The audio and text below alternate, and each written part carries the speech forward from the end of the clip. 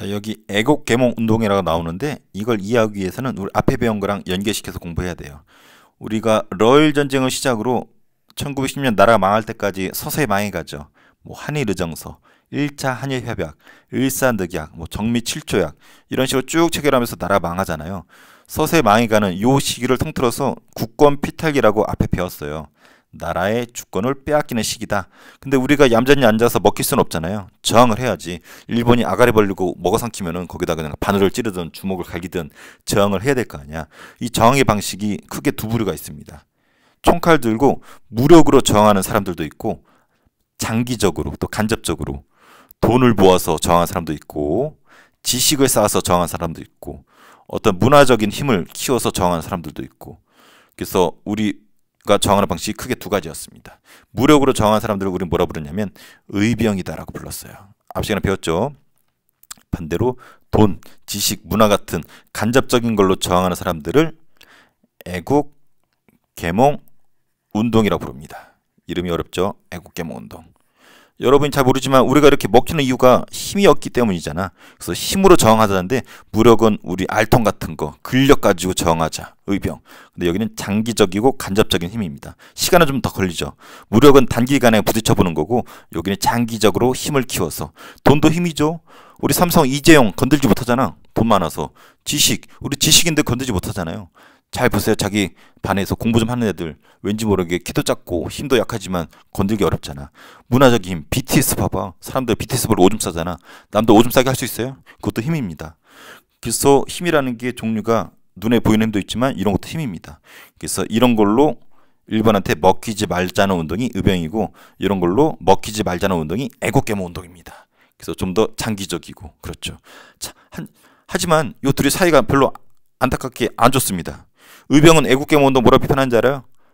비열한 새끼들, 돈하고 지식, 문화 웃기고 있네. 언제 저런 거 돈 모으고 언제 지식 쌓고 언제 나라를 찾을래? 비열한 새끼들 이러고 욕합니다. 근데 애국계몽 운동은 또 의병한테 욕해요. 야, 무식한 것들 힘만 세가지고, 그렇다고 니들이 일본한테 될 것 같아? 무식한 것들 힘만 세가지고 서로 비난합니다. 그래서 요거랑 병행을 하면 좋은데 쉽지 않았었어요. 그래서 오늘은 지난 시간에 의병에 이어서 애국계몽 운동을 배우는 겁니다. 그래서 애국계몽 움직임은 요 지식인들이 중심이 돼요. 옛날에 독립협회가 비슷한 성격의 단체였었죠. 그래서 비슷한 지식인들이 사회 진화론을 수용하면서 애국계몽 운동을 하는 거예요. 사회 진화론 배웠잖아요. 진화론이 원래 원숭이가 사람 되는 거였는데 인간 사회에 적용하는 거였었죠. 우리나라 같은 나라는 진화가 덜 된 나라, 일본은 진화가 많이 된 나라. 진화가 많이 된 일본이 약한 우리를 식민지로 삼는 것은 당연하다. 이런 논리를 깔고 가는 게 사회 진화론이었잖아. 그래서 적자 생존, 강한 것만 살아남는다. 약육강식, 약한 건 고기 있기 때문에 강한 것이 먹는 게 당연하다. 강자만의 논리였었죠. 이걸 받아들였기 때문에 우리가 일본한테 지금 먹히는 이유는 뭐 때문이다? 힘이 약하기 때문이다. 그래서 힘을 키워서 나라를 빼앗기지 말자라는 운동이 애국계몽 운동이에요. 그래서 교육, 지식을 쌓자, 산업, 돈을 벌자. 그래서 이런 걸 통해서 저항하고자 하는 움직임이 애국계몽 운동이 지향하는 것이다. 그래서 그런 걸 지향하는 단체들이 여러 개가 있어요. 결론부터 얘기하면 무조건 신문회가 100% 나옵니다. 안 나오면 선생님이 유튜브 폐쇄할까요? 자, 넘어갈게요. 자, 보안회. 보안회는 일본이 이거 요구했어요. 러일 전쟁 중에 황무지, 못 쓰는 땅을 지들이 개간하겠다고 달라 그랬어. 근데 이거를 철회시킨 걸로 유명합니다. 요거만 하면 돼. 보안회 황무지 요구를 저지시켰다. 헌정연구회. 정치할 때 정자예요. 정치를 연구했고 입헌 군주제를 목표로 했다는 거 알아두세요. 요거만 알아둬도 돼요. 입헌 군주제.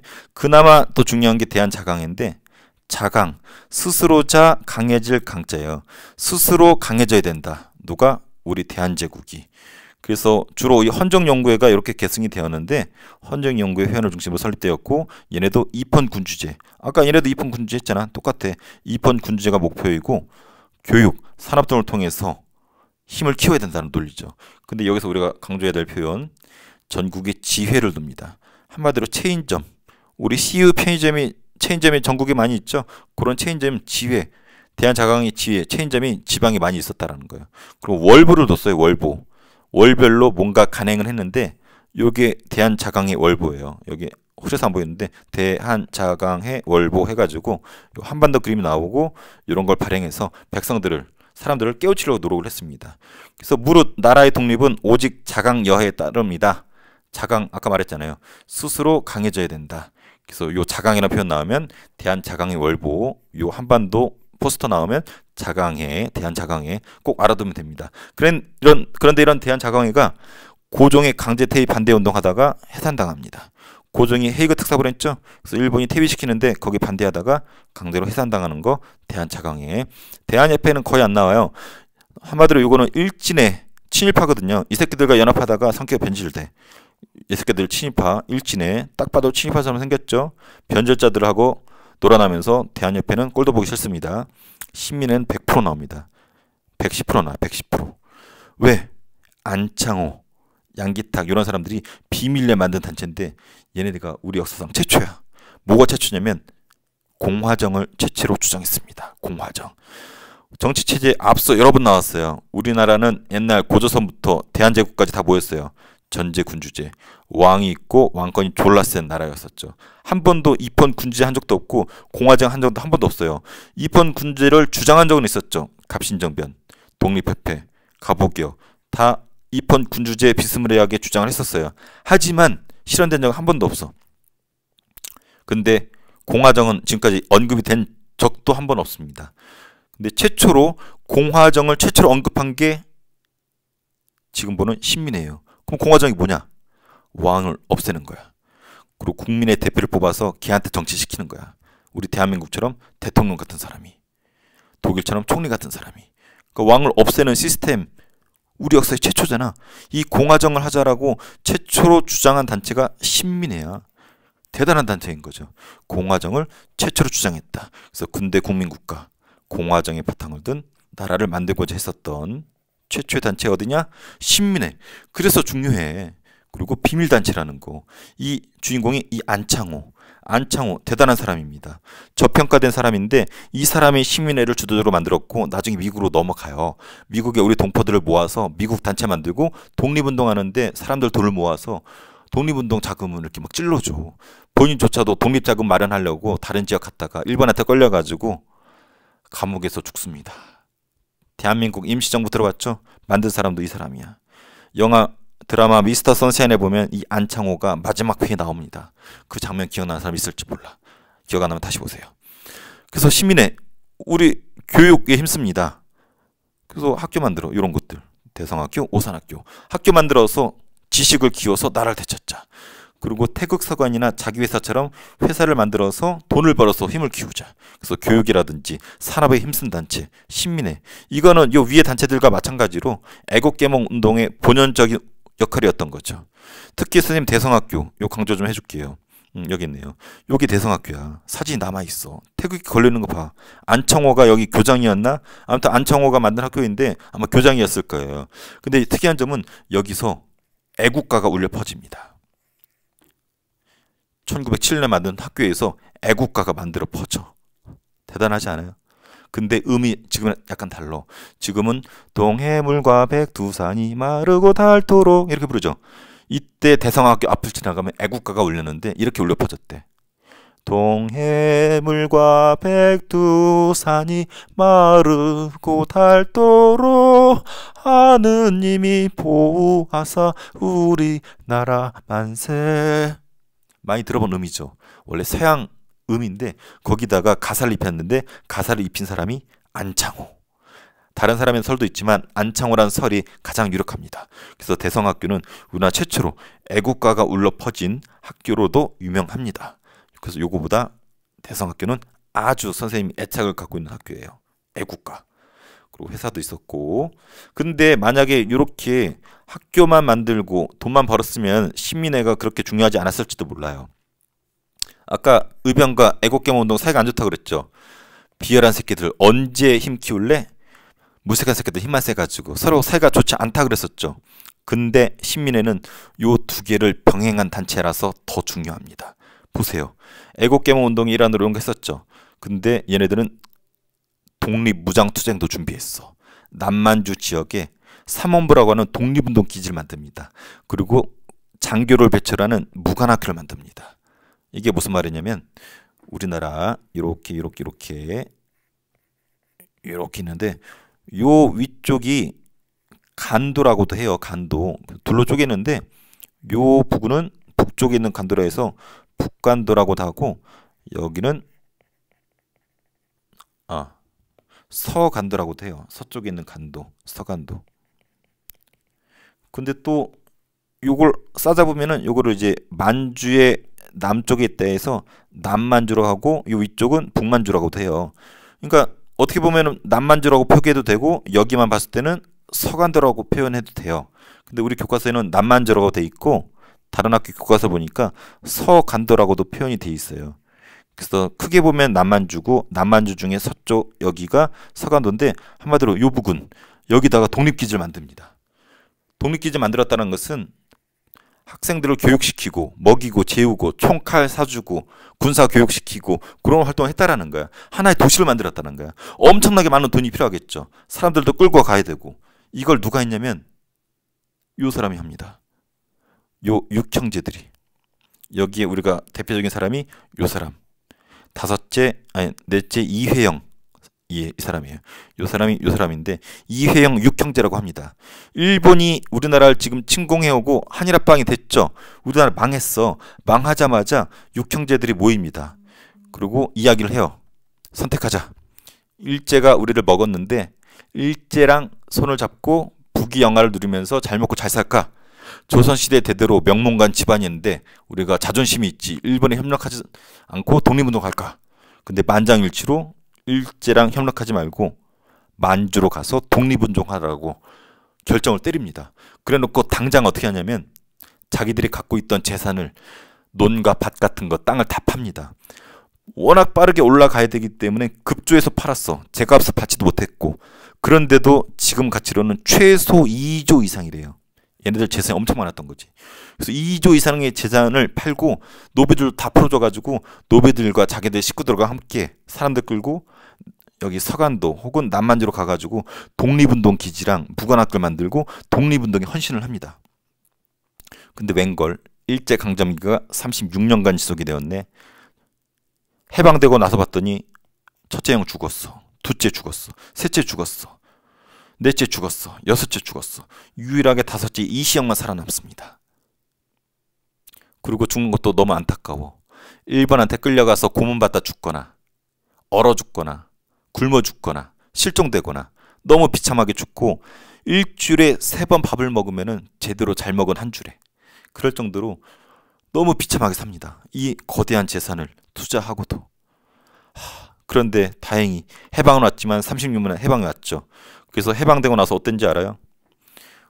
우리나라 독립운동가들이 중국에서 마지막 해방을 맞이하거든. 그래서 비행기를 준비해가지고 들어옵니다. 누구랑 함께? 끝까지 독립운동한 김구 선생님과 함께.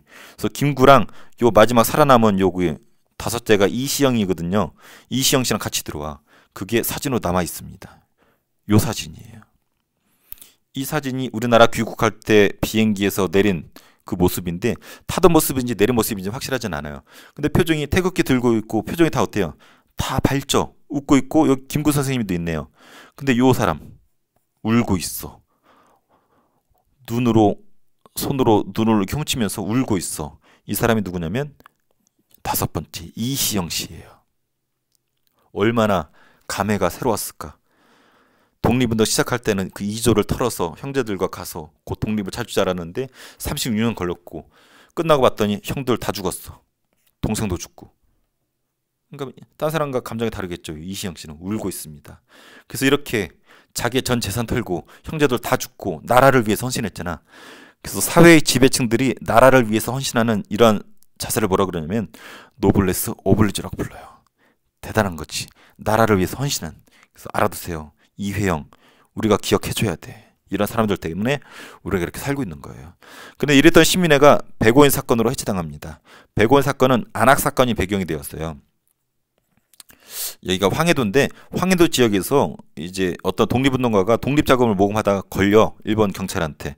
그런데 얘가 알고 봤더니 시민회 회원이었던 거지. 그래서 얘랑 관련된 사람들 다 불러들이고 감옥에 보니까 시민회가 있거든. 잘됐다 해가지고 105명을 감옥에 쳐넣습니다.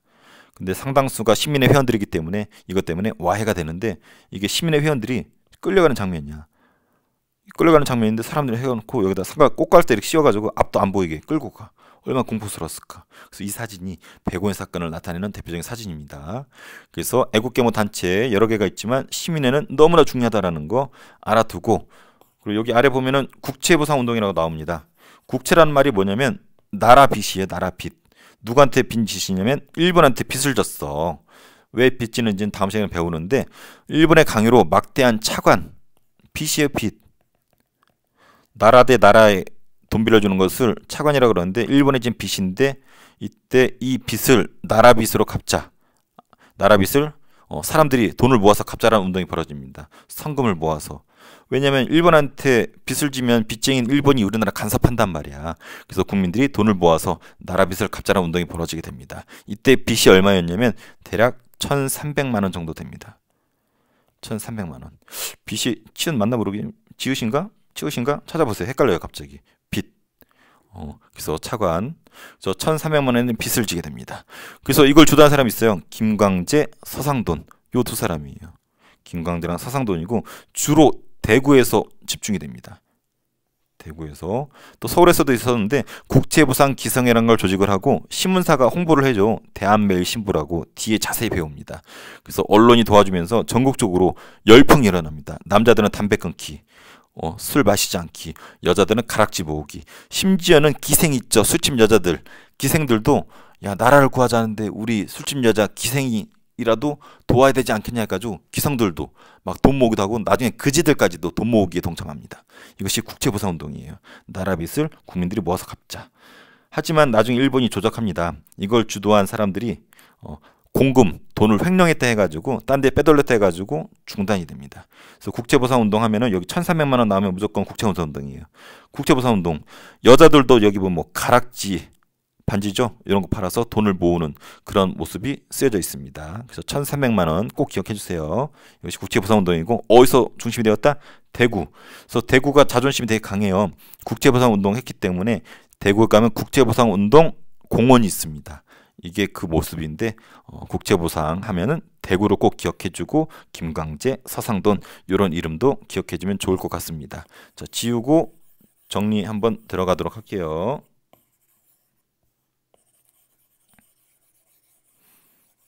자, 봅시다. 자, 애국계모운동 사회 진화론이 배경이었고, 먼저 실력을 키워서 나중에 독립하자라는 장기적인 운동이었습니다. 교육에 힘써서 이런 학교들 만들었고, 애국가가 울려 퍼졌고, 안창호, 산업을 위해서 회사들 만들었고, 신문사들도 힘을 키우는데 보탰죠. 그리고 단체, 보안회, 보국 안민의 줄임말이에요. 나라를 보호하고 백성을 편안하게 하자. 그래서 보안회, 일본이 황무지 개관권을 요구했을 때 꺼져라 라고 했던 단체, 헌정연구의 정, 입헌 군주제를 공부했었고, 이어진 게 대한자강회, 스스로자 강하강, 스스로 강해져야 한다고 강조했었고, 똑같이 입헌 군주제 주장했고, 지회, 체인점 줬고, 월보를 간행했었다. 그래서 한반도 그림 나오고, 대한자강회 월보 쓰여져 있으면 대한자강회. 그리고 고종 강퇴 반대하다가 없어집니다. 그래도 시험 문제는 무조건 시민회가 나온다는 거. 안창호 이런 사람들, 이회영 여기 나와 있네요. 육형제. 비밀단체였었고, 우리 역사상 최초로 공화정을 주장해서 중요하다. 또 무엇보다 실력 양습뿐만 아니라 모두 같이 했다. 무력을 같이 했기 때문에 더더더욱 중요하다. 그래서 무력을 위해서 남만주, 여기가 남만주라고 그랬었죠. 여기 혹은 서간도 지역에 삼원부라는 독립기지를 만들었고, 그 주인공 이회영 육형제들, 신흥무관학교 만들어서 장교들 배출해서 독립운동 때 수많은 독립전쟁에 활약을 하게 됩니다. 그리고 아까 봤던 것처럼 회사, 교육에 힘썼고, 일본이 날조한 배고인 사건으로 없어지게 된다는 거. 의의가 있습니다. 사람들한테 애국심과 근대의식을 구체시켰고, 경제 자립을 추구했고, 중요하지 않아. 하지만 의병이 비판적이었어요. 무식한 것도 힘만 세가지고. 그리고 일부 사람들 친일파가 돼. 이게 무슨 말이냐면 얘네가 사회진화를 받아들였잖아. 우리가 일본한테 먹히는 것은 힘이 없기 때문이다. 당연하다. 그래서 힘이 센 일본한테 기대해야 된다. 친일파들이 여기서 나와. 의병에서는 친일파 별로 안 나옵니다. 오히려 지식인들이었던 애국 계몽운동파들에서 친일파들이 많이 나와. 사회진화 논리 때문에. 그래서 그런 부분이 있다는 거 알아두고 문제 풀어볼게요. 헌정연구회는 정치 연구했죠? 2번 군주제 공부했다고 했습니다. 맞습니다. 보안회 황무지 요구 저지시켰죠? 맞아요. 대한협회는 친일파라고 그랬죠? 꼴도 보기 싫다고 그랬었죠? 고종 강퇴 반대하다가 없어진 것은 대한자강이고 대한협회는 친일파 변질되었어. X예요. 신민회 2번 군주제 목표가 아니었었죠. 우리 역사상 최초로 공화정이 최초라고 그랬었잖아. 그래서 X. 남만주 나오네요. 학교를 세웠대요. 교육시키고 무관학교 세웠대요. 그래서 여러 가지 활동들을 했는데 이 단체는 딱 봐도 신민회죠. 신민회 옳지 않은 거 5번 틀렸네요. 2번 군주제가 아니라 아까 나온 것처럼 공화정을 추구했었죠. 백오인으로 없어졌고 비밀단체였고 회사 학교 만들었었죠. 신민회. 자, 여담이지만 여기 무관학교 이름도 있어요. 다른 학교 교과서 나오는데 이 학교를 신흥 무관학교라고 합니다. 아주 유명해요. 초창기는 신흥 강습소라고도 했습니다. 다 똑같은 거고 이런 이름 나오면 신민회